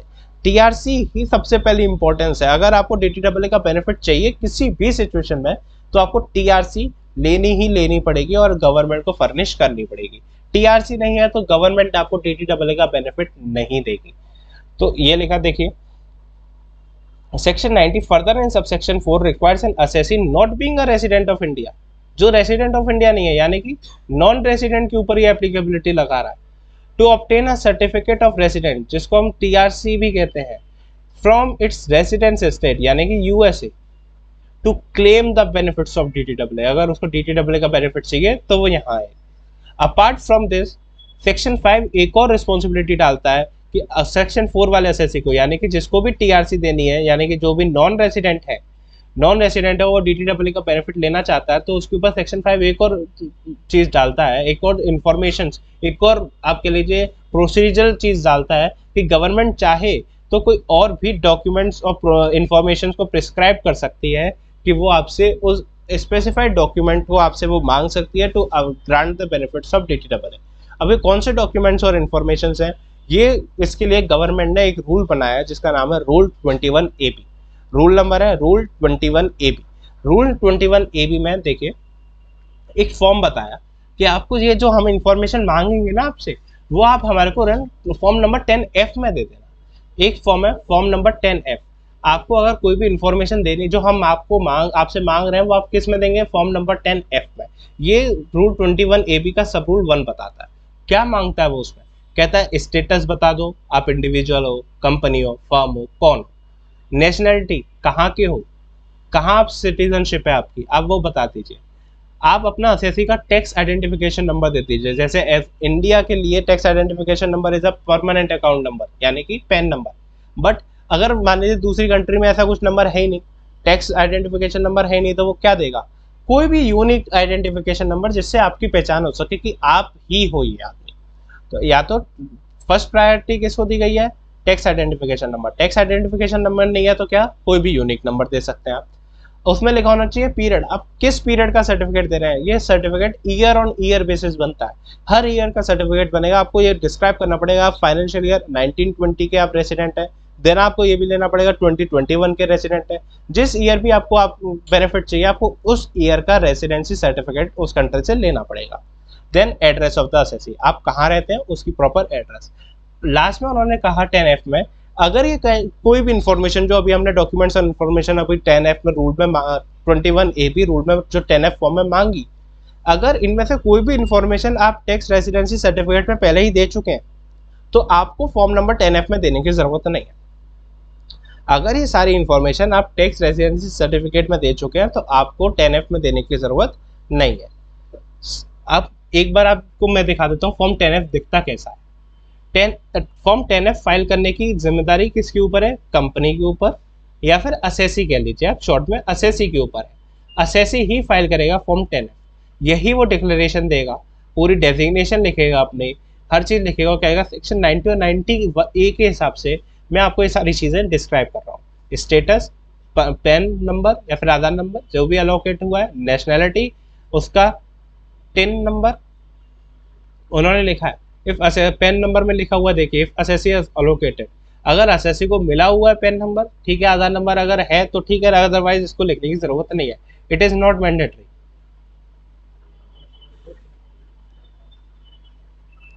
ठीक है, देन पीरियड आपको बताना है, देन उसके बाद आप एड्रेस बताएंगे। एड्रेस बताने के बाद आप इसको क्या करेंगे, डिक्लेरेशन देंगे। ये एक डिक्लेरेशन है, डिक्लेरेशन आप गवर्नमेंट को फाइल कर देंगे।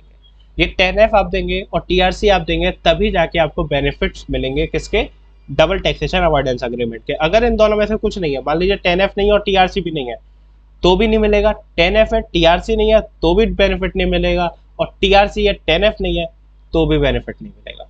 किसी भी सिचुएशन में आपको दोनों होने चाहिए, कोई एक है आपको बेनिफिट नहीं मिलेगा DTAA का। नेक्स्ट, अगर जैसे इंडियन गवर्नमेंट आपसे DTAA का बेनिफिट देने के लिए TRC और 10F मांग रही है, ऐसी कोई और गवर्नमेंट भी तो मांग सकती है। USA भी तो मांग सकते हैं कि आपको अगर USA के लिए Indian resident is a non resident, अगर उसको भी बेनिफिट देना है तो वो भी आपसे 10F और TRC मांगेगी। उनके में शायद 10F फॉर्म ना हो तो फॉर्म नंबर कुछ और हो, पर TRC तो कॉमन वर्ड है, TRC वो मांगेगी सर्टिफिकेट ऑफ रेसिडेंस, तो वो आप कैसे देंगे। उसके लिए गवर्नमेंट ने एक फॉर्म बनाया, अगर आप रेसिडेंट हो, इंडिया के रेसिडेंट हो और आपको TRC चाहिए सेक्शन 90 और 90A के हिसाब से, तो आप फॉर्म 10FA में अप्लाई करेंगे और आपके आफ्टर वेरिफिकेशन हम आपको फॉर्म 10B में आपको TRC अलोकेट करेंगे। TRC हम किस में देंगे, फॉर्म 10FB में, और फॉर्म किस में आपको एप्लीकेशन किस में देनी है, एप्लीकेशन आपको देनी है फॉर्म 10FA में, फॉर्म 10FA में। अब आप एक बार देख लीजिए, फॉर्म 10FA ऐसा दिखेगा, जिसमें आपको ये इन्फॉर्मेशन देनी होगी एक अपने असेसिंग ऑफिसर को, जो भी आपका असेसिंग ऑफिसर होगा, आप उसको देंगे कि मैं फॉर्म 10FE में आप मुझे 10FB में आप मुझे एक सर्टिफिकेट ग्रांट कर दीजिए, मैं अपनी सारी डिटेल्स यहाँ दे रहा हूँ, जो भी टैक्स जो भी डिटेल्स जाएगी TRC पर, जो भी डिटेल्स आएंगी वो सारी डिटेल्स यहाँ पे उसको स्पेसिफाई करनी पड़ेगी, जैसे full name, status, nationality, incorporation क्या है, कंट्री ऑफ इनकॉर्पोरेशन, एड्रेस क्या है आपका, email ID, permanent account number, आप मतलब basis on which status of being resident is India claim, या फिर आप किस वजह से कह रहे हो कि आप इंडिया के रेसिडेंट हो, आपको यहाँ पर बताना पड़ेगा कि मैं 182 डेज से ज़्यादा इंडिया में रहा हूँ, या फिर कुछ और जो भी कंडीशंस है आपकी, आप वो यहाँ पर प्रिस्क्राइब करेंगे। आपको किस पीरियड का चाहिए वो यहाँ पर लिखेंगे। पर्पस क्या है, आपको DTAA का बेनिफिट चाहिए, यहाँ पर आपको पर्पस आपको स्पेसिफाई करना पड़ेगा, या फिर कोई और डिटेल जो आप देना चाहें वो यहाँ पर दे सकते हैं।